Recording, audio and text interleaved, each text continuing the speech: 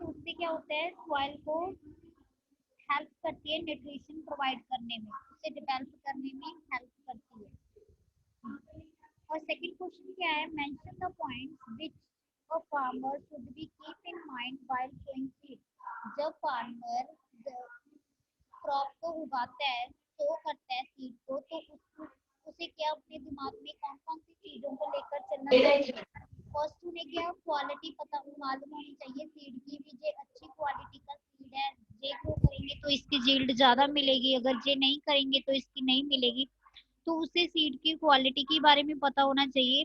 और उसे excuse me ma'am, yes, ma'am आपकी आवाज नहीं आ रही।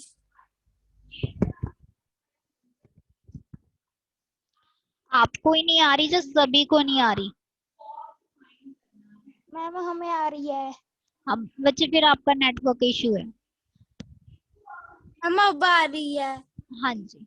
तो क्या क्या कौन कौन सी चीजों को ध्यान में रखकर फार्मर को अपनी क्रॉप को ग्रो करना चाहिए, सीड को उगाना चाहिए। एक तो उसे सीड की क्वालिटी मालूम होनी चाहिए, भी अच्छी क्वालिटी का सीड है, इससे मुझे ज्यादा क्रॉप मिलेगी और यील्ड इसकी ज्यादा होगी।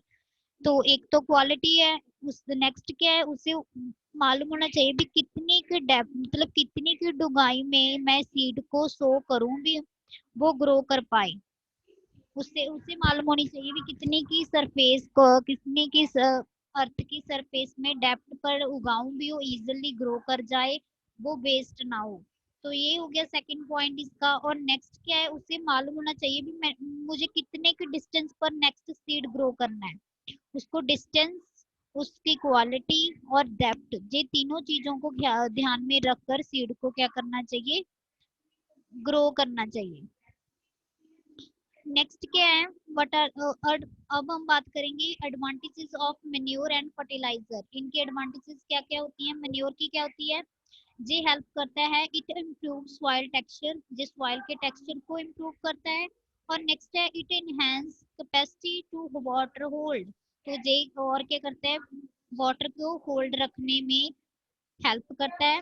और क्या करता है, it makes soil exchange of gases become easier, तो इसे गैसेस को एक्सचेंज करने में हेल्प मिलती है, इजिली गैसेस को एक्सचेंज कर लेता है।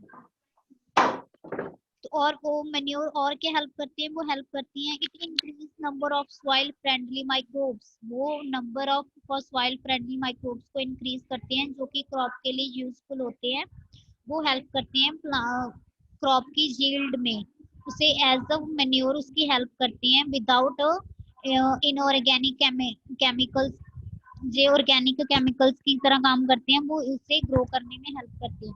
फर्टिलाइजर क्या होती है, फर्टिलाइजर को हम क्या क्या एडवांटेज है, इसे हम इजीली स्टोर कर सकते हैं, ट्रांसपोर्ट कर सकते हैं, और easily one place to another place ले जा सकते हैं। और वो क्या करते हैं, वो हमें सॉइल से न्यूट्रिएंट्स प्रोवाइड करते हैं। और इनकी जो बल्क होती है वो एज कम्पेयर टू मेन्योर्स बल्कि नहीं होते, जब भारी नहीं होते एज कम्पेयर टू मैन्योर्स।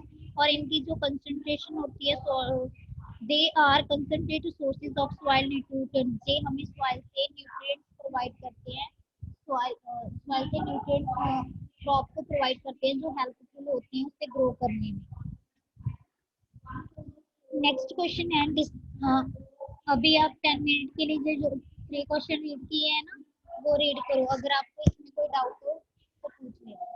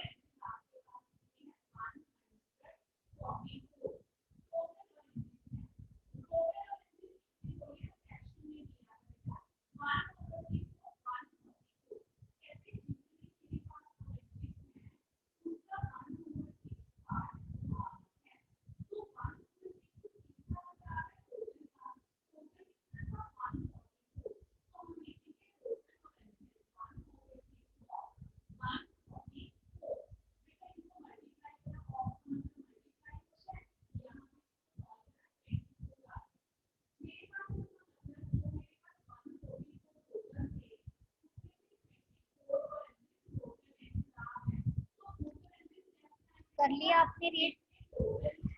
पूछूं अभी आपसे?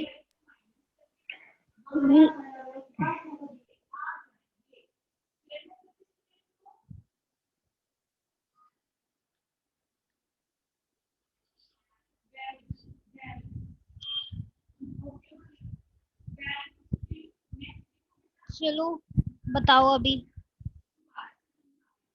मंजोत,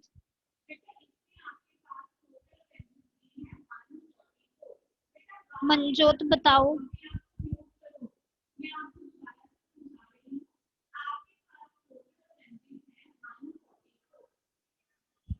हाँ जी बच्चे, अब बताओ आप मुझे।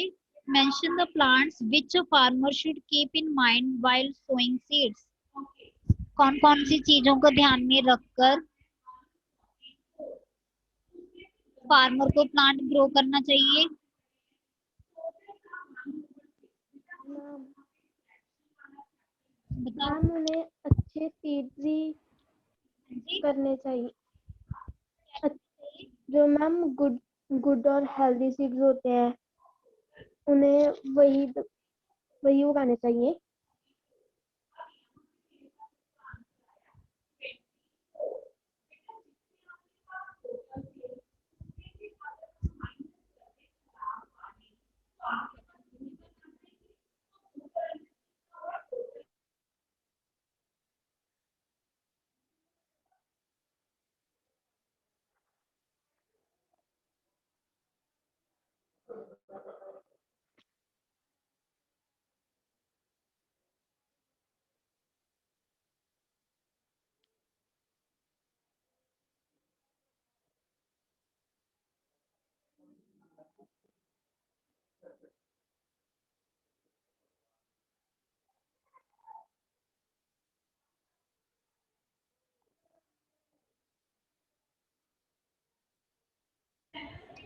हाँ जी बच्चों, बच्चे बताओ। मंजोत,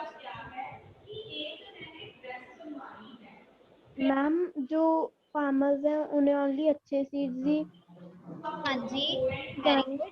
अच्छे सीड्स ही दबाने चाहिए। हाँ जी, उन्हें सही स्पेस में मेंटेन कर कर। हाँ जी बिल्कुल सही है। डिस्टेंस हमें मेंटेन कर कर लगाना चाहिए, गुड। और उसकी क्वालिटी देखनी चाहिए, मैम वेरी गुड। नेक्स्ट आप बताओ मुझे, जसप्रीत सिंह।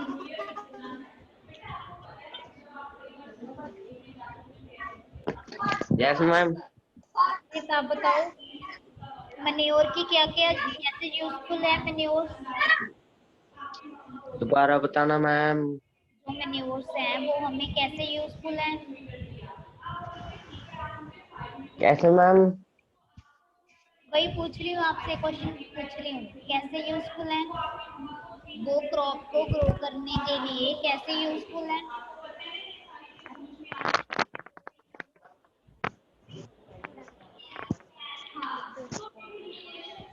मालूम है? ओ मैम। ऋषभ आप बताओ।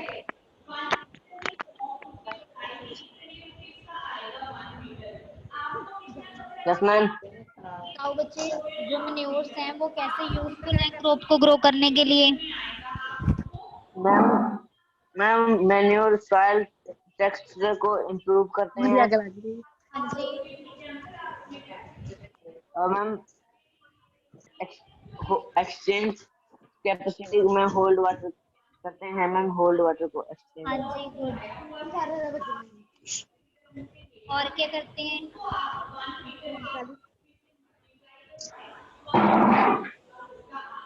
और मैम वाटर को होल्ड करने में हेल्प करते हैं।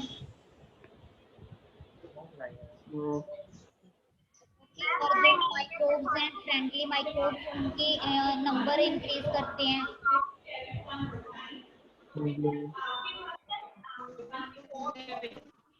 आप रीड करो तब तक। ओके।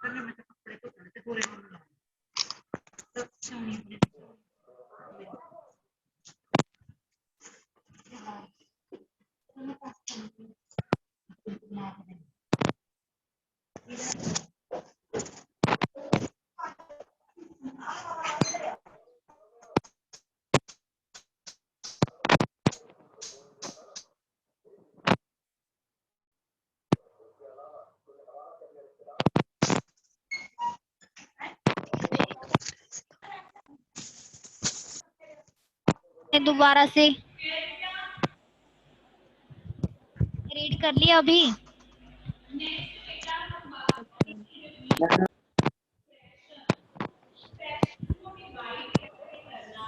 दोबारा से बता रही हूँ कैसे यूजफुल है मैन्योर्स। वो हमें सॉइल के टेक्सचर को इम्प्रूव करते हैं, वाटर को होल्ड रखने में हेल्प करते हैं, उसकी कैपेसिटी को इंक्रीज करते हैं और गैसेस को एक्सचेंज करने में हेल्प करते हैं, और जो सॉइल फ्रेंडली माइक्रोब्स होते हैं उनकी नंबरिंग को इंक्रीज करते हैं। और फर्टिलाइजर कैसे यूजफुल हैं, वो हैंडल करने इजी हो जाते हैं, ट्रांसपोर्ट करना उन्हें इजी होता है, वो प्रोवाइड करते हैं न्यूट्रिशन, और क्या वो एज कंपेयर टू मैन्योर्स के बल्कि नहीं होते। ठीक है, ये इनके यूजेस हैं।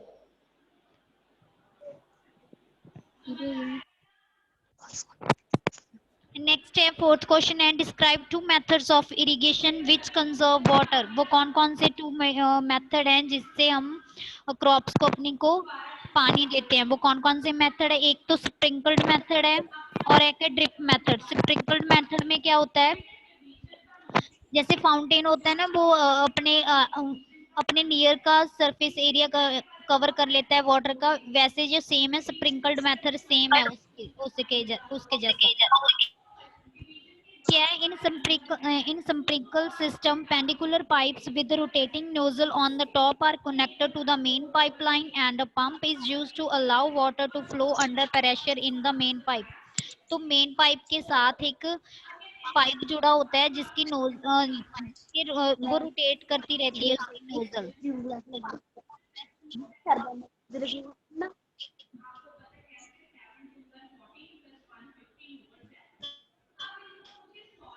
रोटेट करती रहती है और जो वाटर है वो अपना near by surface area complete कर लेता है। From main pipe water enter pre pendicular pipeline and escape rotating nozzle which sprinkle water on crop।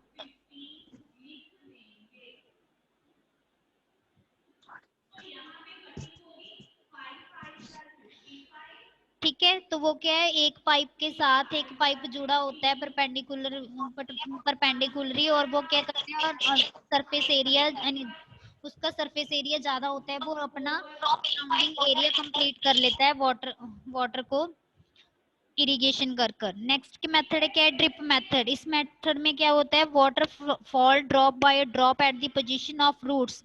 वो उसके रूट्स के through drop by drop, one drop by drop आता है इससे क्या होता है, जो इकोनॉमिकली यूजफुल मेथड है, क्योंकि इसके द्वारा क्या है, वाटर है वो वेस्टेड नहीं होता। स्प्रिंकल मेथड के साथ तो कितना वाटर यूज होता है, बट जो ड्रिप मेथड है इसके उतनी क्वांटिटी ही यूज होती है जितनी की नीड होती है क्रॉप को।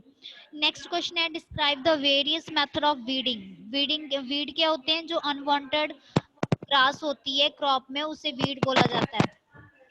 कौन कौन से मेथड होते हैं इसके, मैनुअल रिमूवल, मतलब हम वीड को रिमूव कर सकते हैं बाय हैंड कटिंग और पुटिंग टू हम उसे निकालकर हाथों से भी और किसी और से चीज से भी निकालकर उसे रिमूव कर सकते हैं क्रॉप में से। वो कौन कौन से होते हैं, जैसे कि आप सभी ने देखा होगा ट्रॉबल, आप सभी ने देखा होगा अनवांटेड ग्रास को निकालने के लिए ट्रॉबल यूज होता है।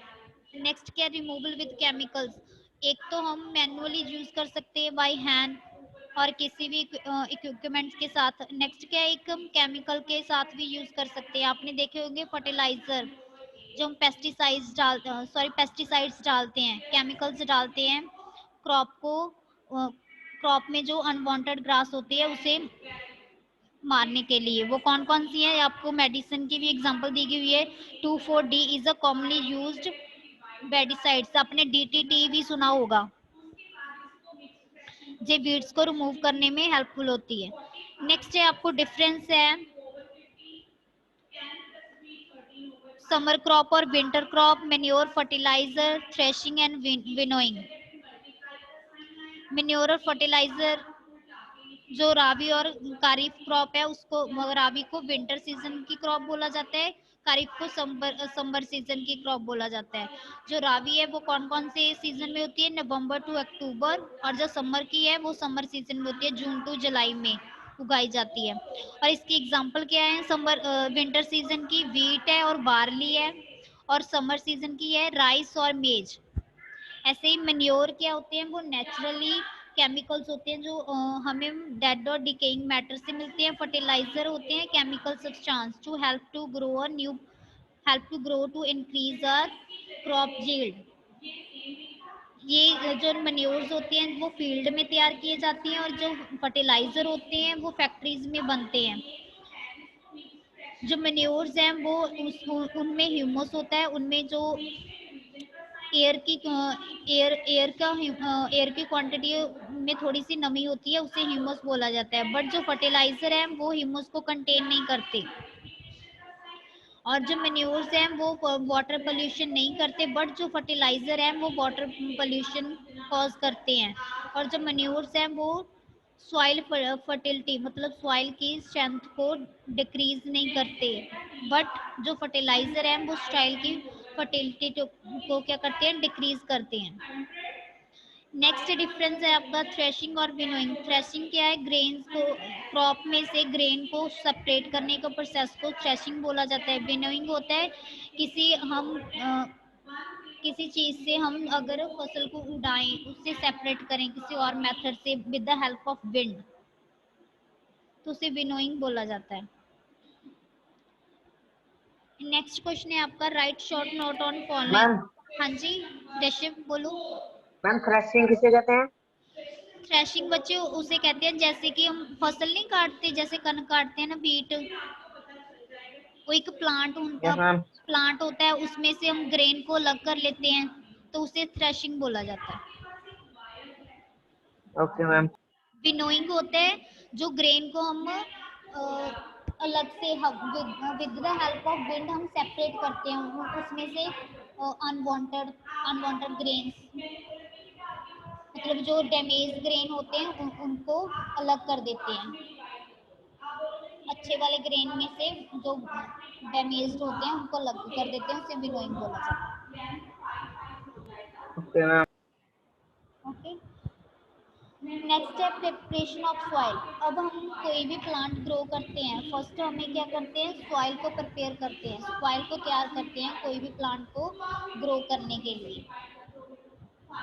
वो हम कैसे करते हैं, एक तो हम पहले उसका लेबल करेंगे, मतलब उसमें क्या करेंगे, लेयर्स बनाएंगे, और उसे क्या लेयर्स क्यों बनाएंगे, क्योंकि वो हेल्प होती है सॉइल को लूज करने में। और हेल्प करती हैं सॉइल को लूज और टर्न दी सॉइल, मतलब सॉइल को ऊपर, जैसे हम उसके लेयर लेवलर के साथ उसे हम सॉइल को फूटेंगे ना, तो तब क्या होगा, वो उसकी एक्सचेंजिंग गैस भी एक्सचेंज होगी और वो उसकी जो ह्यूमस वाली सॉइल होगी वो ऊपर आ जाएगी, जो ड्राई सॉइल होगी वो नीचे चली जाएगी। तो वो हेल्प करेंगी हमें प्लांट को ग्रो करने में। वीडिंग क्या है, वीडिंग मैंने आपको प्रोसेस बता दिया था। वीड्स क्या होते हैं, जो अनवांटेड प्लांट होते हैं क्रॉप में ग्रो कर जाते हैं, उससे वीड्स बोला जाता है। जे जो वीड्स होते हैं जे फार्मर ग्रो नहीं करता, जे खुद ब खुद अपने आप ही उग जाते हैं। तो जिस प्रोसेस के द्वारा हम वीड्स को रिमूव करते हैं अपनी फसल में से, उसे वीडिंग बोला जाता है। क्रॉप रोटेशन क्या होता है, एवरी ईयर आप जैसे कि आप देखते होंगे कनक, व्हीट और राइस की हम एनुअली चलती है, कभी व्हीट लगा ली कभी राइस लगा ली। तो इन दोनों के अलावा भी अगर हम कोई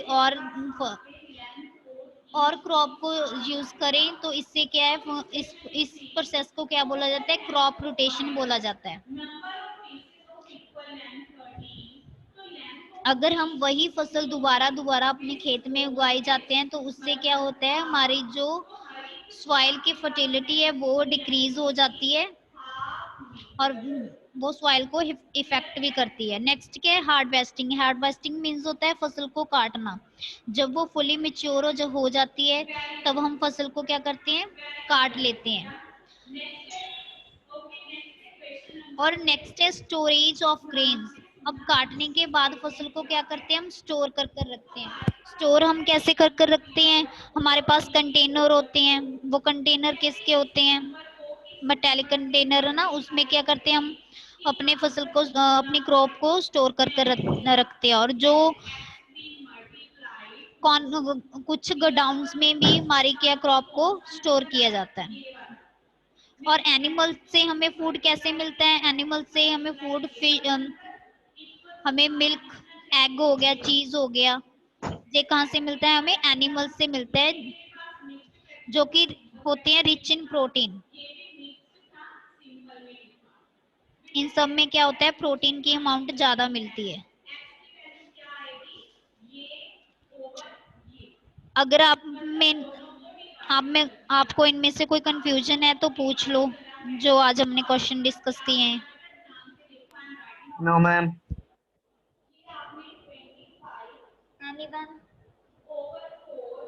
नो मैम। समझ आ गया आप सभी को? Yes ma'am. Yes ma'am. Yes ma'am. Okay, आप रीड कर लो एक बार, आपको मालूम चल जाएगा। अगर कुछ नहीं पता चलता, किसी वर्ड की ट्रांसलेशन नहीं पता चलती, तो आप पूछ लो।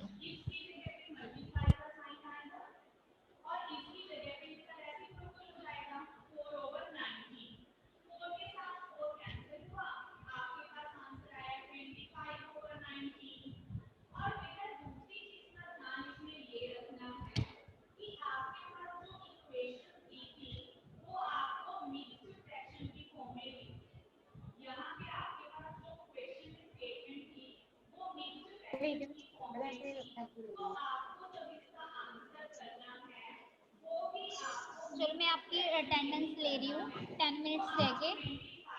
जिस बच्चे का मैं नेम नहीं लूंगी वो बता देना। मनजोत, अर्शप्रीत, हर्ष, इकबाल, जसप्रीत, करणप्रीत, लवप्रीत, मनपिंदर, पायल, ऋषभ, करणप्रीत, हुसनप्रीत, जसमीन, सत्यवीर एंड नूरप्रीत। कोई बच्चा जिसका मैंने नेम नहीं लिया हो वो बता दो। जिस बच्चे का मैंने नेम नहीं लिया वो बता दो।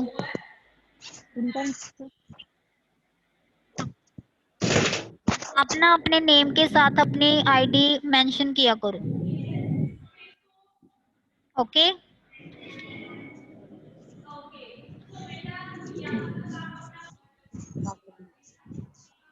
आप कल को इसका ओरली टेस्ट होगा, आपने रीड करने आज, जी आपका होमवर्क है। क्वेश्चन आंसर रीड करने हैं आपने। Okay ma'am. ओके बच्चे,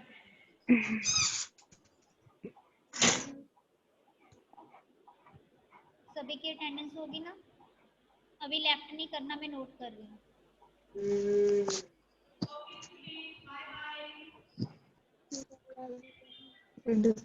देखो मेरी लगती